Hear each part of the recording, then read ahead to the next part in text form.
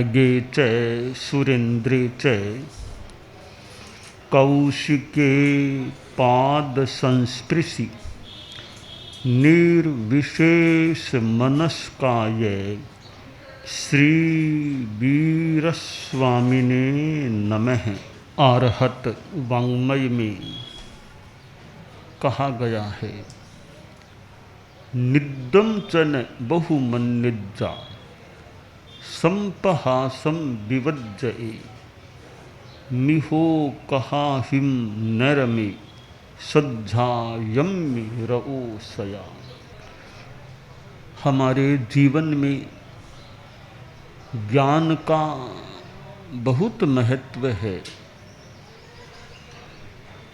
आज गांवों में, नगरों में, महानगरों में शिक्षालय मिलते हैं।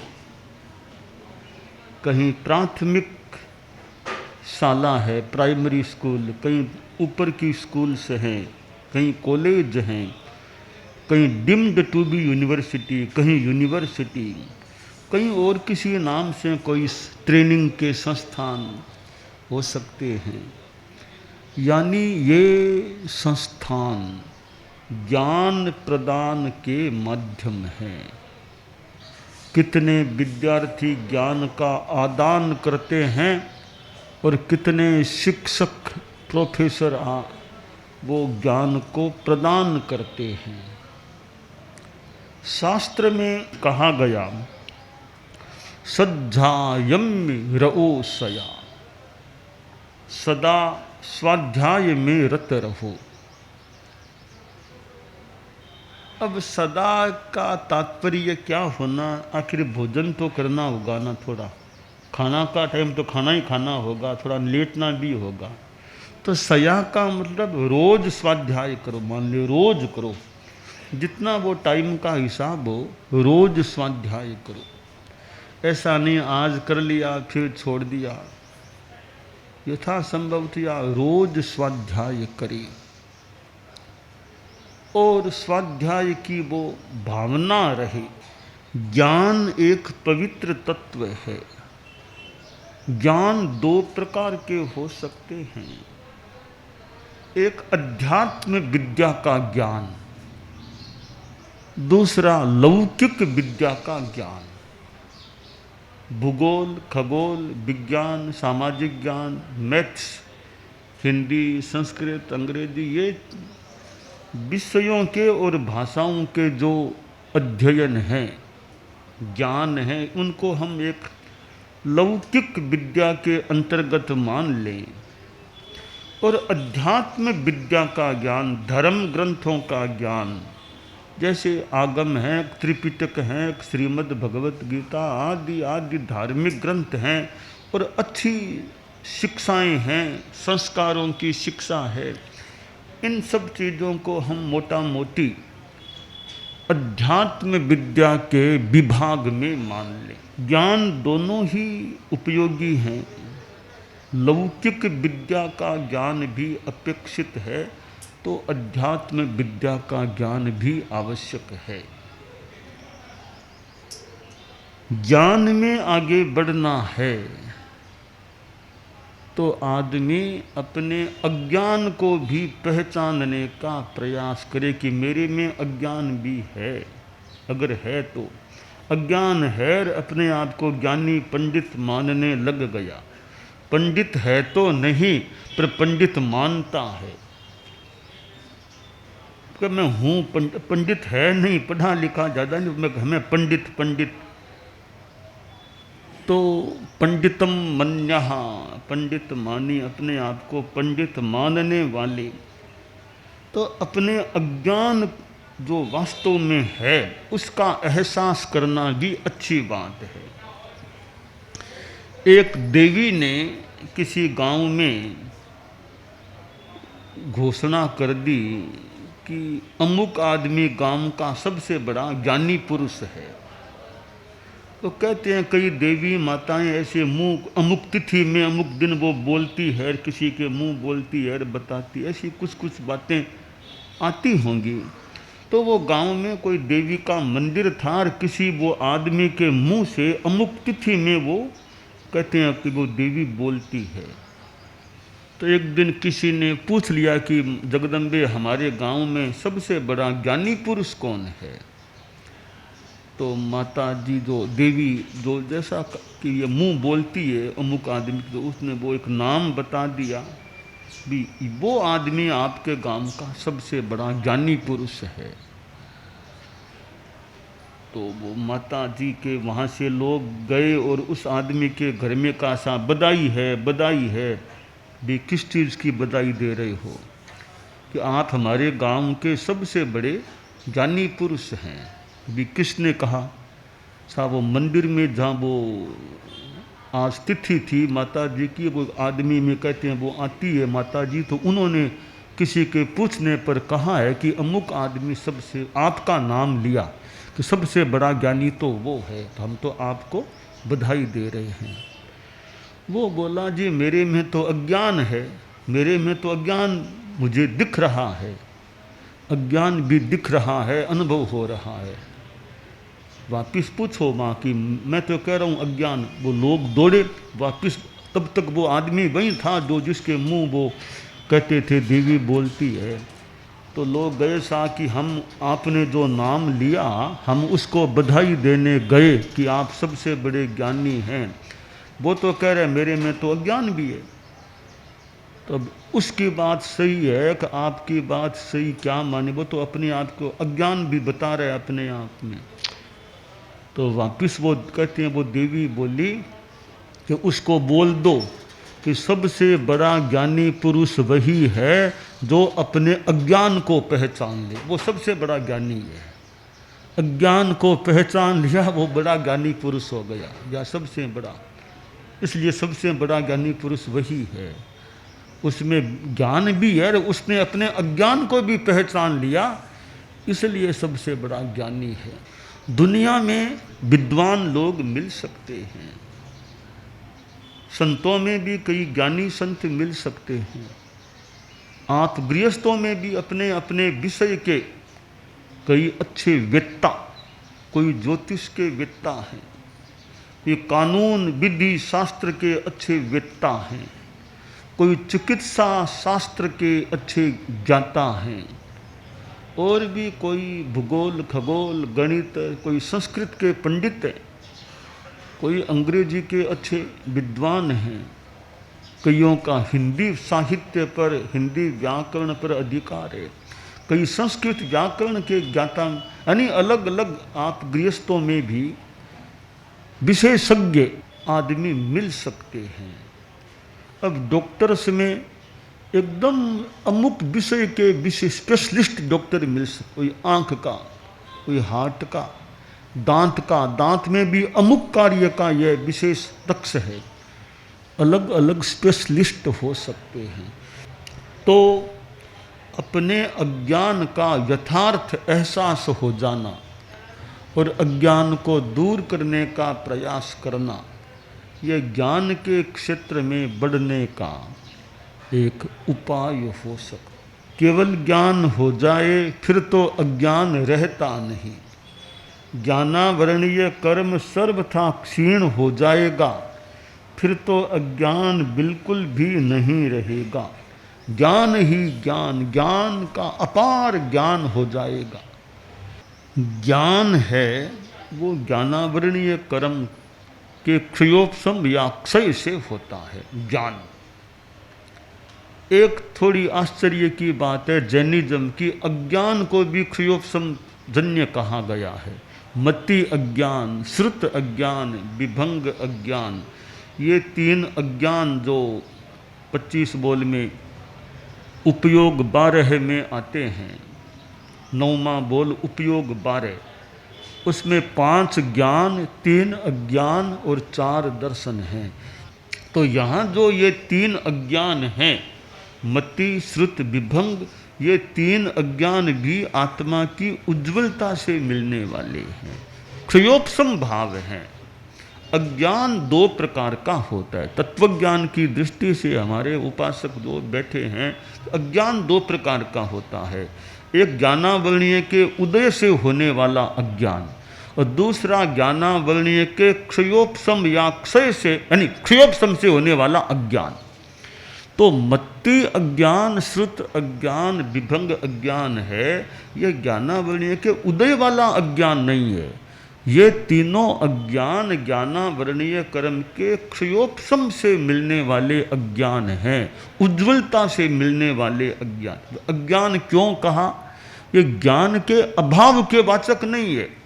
अज्ञान इसलिए कह दिया गया कि ये मिथ्यात्व के पास होते हैं, इसलिए अज्ञान संज्ञा को लभन्ते, अज्ञान संज्ञाम लभन्ते। क्यों? कि मिथ्यात्व की उनका पात्र है वो मिथ्या दृष्टि है। तो मिथ्या दृष्टि का बोध भी अज्ञान कहलाता है। जो ही सम्यक्त्वी बन गया वो अज्ञान ज्ञान की संज्ञा को प्राप्त हो जाएगा।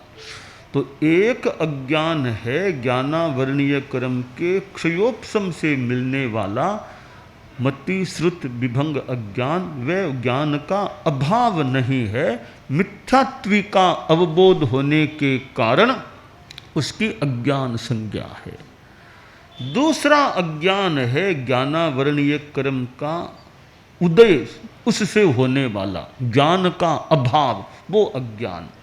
जैसे अब सम्यक्त्वी भी है, ज्ञान है, पर उसमें अज्ञान भी है। अभी केवल ज्ञान का तो अभाव है, जिसमें मन प्रयोग ज्ञान का अभाव है, अवधि ज्ञान का अभाव है, तो वो तो सारा अज्ञान ही है। तो सम्यक्त्वी में भी अज्ञान हो सकता है, पर वो अज्ञान ज्ञानावरणीय के उदय से होने वाला वो अज्ञान उदयजन्य अज्ञान है। तो जब तक केवल ज्ञान नहीं हो जाता, अज्ञान हर प्राणी में है। केवल ज्ञान हो गया फिर पूरा संपूर्ण ज्ञान हो गया। तो अब बात यह है हम ज्ञान प्राप्त करने का प्रयास करें, और विषयों का ज्ञान एक पार्ट है, पर अध्यात्म विद्या का भी ज्ञान करें। वो उपासक श्रेणी के हैं, अब उनको जितना टाइम मिले थोड़ा स्वाध्याय का क्रम चलता रहे तो अज्ञान दूर हो। ज्ञान और कम, अज्ञान कम मान लो कुछ हुआ होगा तो और अज्ञान कम हो जाए, ज्ञान का और विकास हो जाए। प्रकाश और अंधकार, प्रकाश ज़्यादा हुआ तो अंधकार और कम हो जाएगा। एक छोटा लोटिया कम पावर का, तेज पावर का, तो और अंधकार कम हो गया। तो हमारे में ज्ञान का लोटिया, तेज पावर वाला लोटिया जलेगा तो अज्ञान का अंधकार और कम हो जाएगा।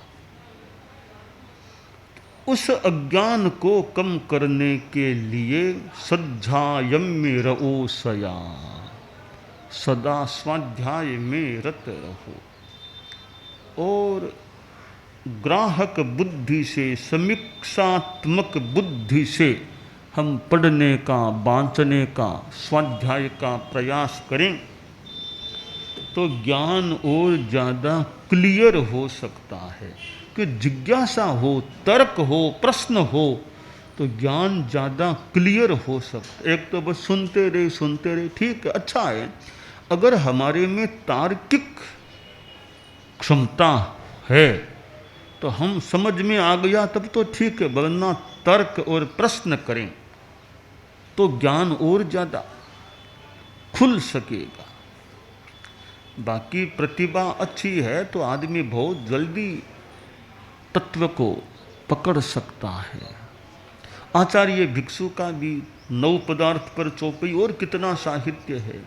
आचार्य श्री तुलसी की जैन सिद्धांत दीपिका, जो गुरुदेव के नाम से जैन सिद्धांत दीप, संस्कृत में है, अनुवाद हिंदी में। अब अच्छी तरह पढ़ें, याद कर लें तो जैन सिद्धांतों का। और तत्वार्थ सूत्र है आचार्य उमा स्वाति का, संस्कृत में। तत्वार्थ सूत्र में और तत्वार्थ भाष्य में और तत्वार्थ भाष्यानुसारिणी वृत्ति में कितना जैनिज्म का ज्ञान है। और भी कितने ग्रंथ। आचार्य महाप्रज्ञ जी की जैन दर्शन मनन और मीमांसा, जैन दर्शन मनन और मीमांसा एक पुस्तक है, थोड़ी मोटी। अब उसको पढ़ें तो जैनिज्म के बारे में कितना हमें ज्ञान हो सकता। और भी ग्रंथ, औरों के भी ऐसे ग्रंथ कई हो सकते हैं। तत्वार्थ भाष्यानुसारिणी वृत्ति और जैन दर्शन मनन और मीमांसा, दो ग्रंथों को अच्छी तरह कोई स्वाधीत कर ले तो आशा है जैनिज्म का अच्छा ज्ञान उपलब्ध हो सकता है। पढ़ने का समय निकालें और पढ़ें और मन लगा करके एक ग्राहक बुद्धि से और तार्किकता के साथ पढ़ें तो ज्ञान अच्छा हो सकता है। अज्ञान एक प्रकार का अंधकार है और ज्ञान एक प्रकाश है। नानम पयासयरम, ये विद्यालयों में भी विद्यार्थी पढ़ते हैं, वहाँ भी ज्ञान की बात है, सरस्वती की बात है। तो सरस्वती यों एक देवी के रूप में भी बात चलती है, यों विद्या अपने आप में सरस्वती ही है, विद्या खुद सरस्वती है विद्या। तो ये सरस्वती की साधना, विद्या की आराधना। आप गृहस्थों में कईयों के पास वो लक्ष्मी यानी धन होता है, विद्या इतनी नहीं होती है। धन खूब है पर विद्वत्ता विद्या वो उसके पास नहीं है। कोई कोई बड़ा पंडित है, बड़ा ज्ञानी है, पर लक्ष्मी वाली उसमें कमी, ज़्यादा धन और कुछ ज़्यादा नहीं है। तो मानो कि कहीं कहीं लक्ष्मी और सरस्वती में आसाधना न हो, तालमेल कहीं कम बैठता होगा। गृहस्थों में थोड़ा तालमेल कहीं कम बैठता होगा कि बहुत विद्वान, बहुत ज्ञानी, दार्शनिक है तो लक्ष्मी वाली कमी है।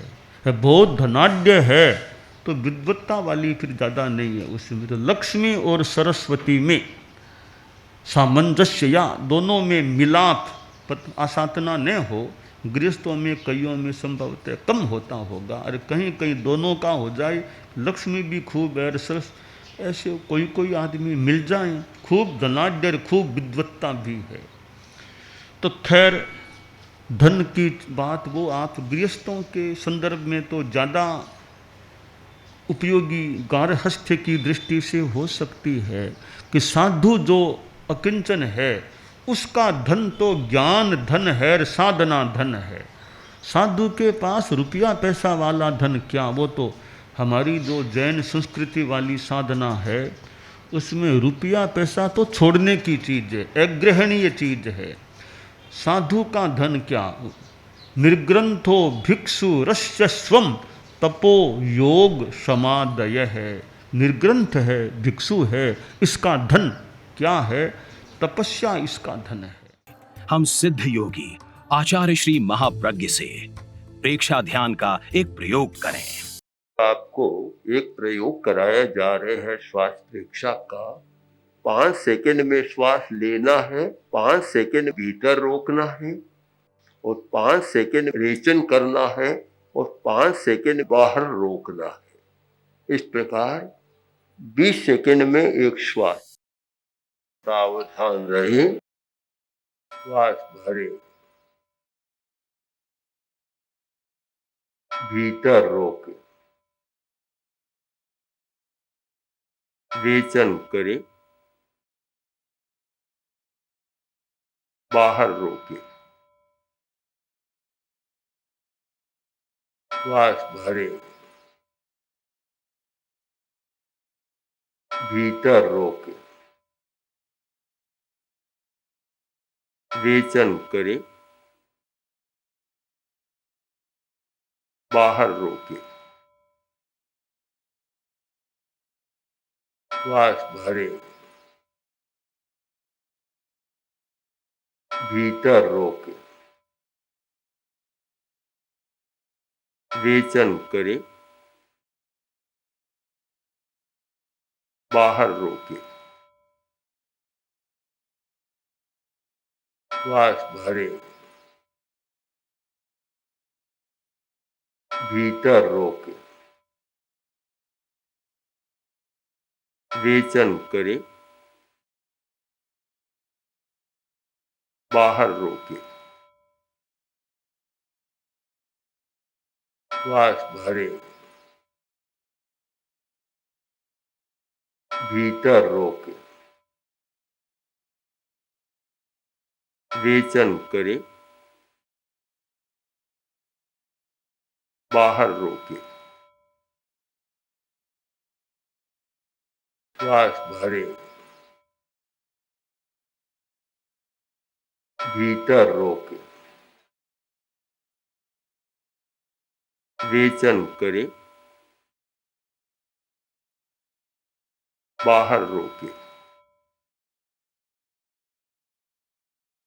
श्वास भरे।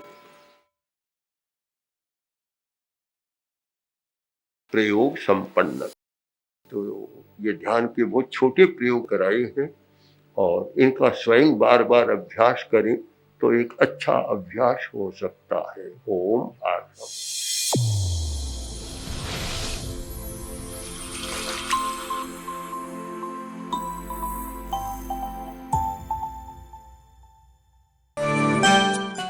एकाग्रता, तन्मयता, अपने आप को मंगलमय अनुभव करते हुए नमो अरहंताणम, नमो सिद्धाणम, नमो आयरियाणम, नमो उवज्झायाणम, नमो लोए सब्बसाहूणम, एसो पंचणमुक्कारो सब्ब पावपणासनो, मंगलाणं च सब्बेसिं पढ़मं हवइ मंगलम।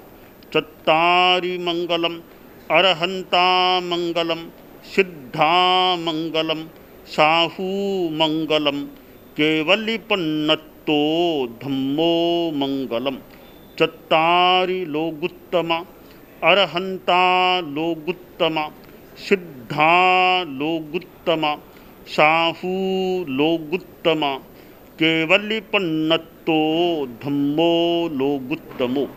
चत्तारि शरणं पवज्जामि, अरहन्ते शरणं पवज्जामि, सिद्धे शरणं पवज्जामि, साहू शरणं पवज्जामि, केवलिपन्नत्तं धम्मं शरणं पवज्जामि।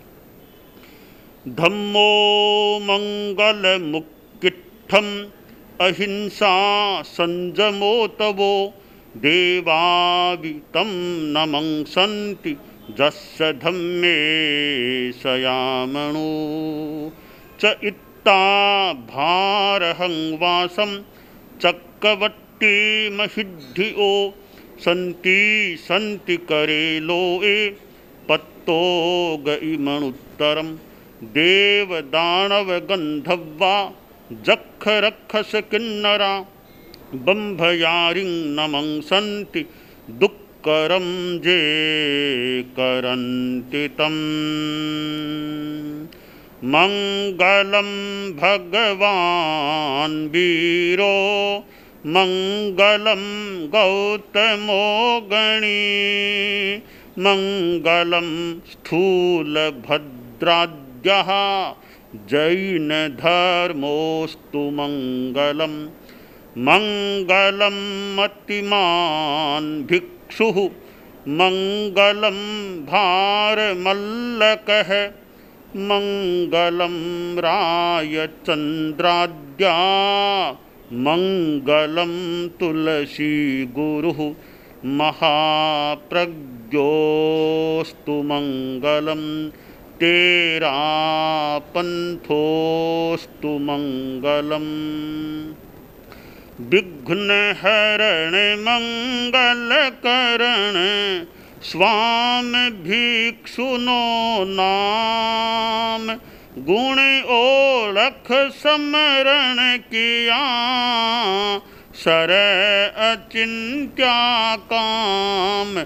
विघ्नहरण मंगलकरण, स्वामी भिक्षुनो नाम, गुण ओळख समरण किया, सर अचिंत्या काम। विघ्नहरण मंगलकरण, स्वामी भिक्षुनो नाम, गुण ओळख समरण किया, सर अचिंत्या काम, सर अचिंत्या काम, सर अचिंत्या काम। एक दिवसीय त्याग आज के लिए धारणानुसार त्याग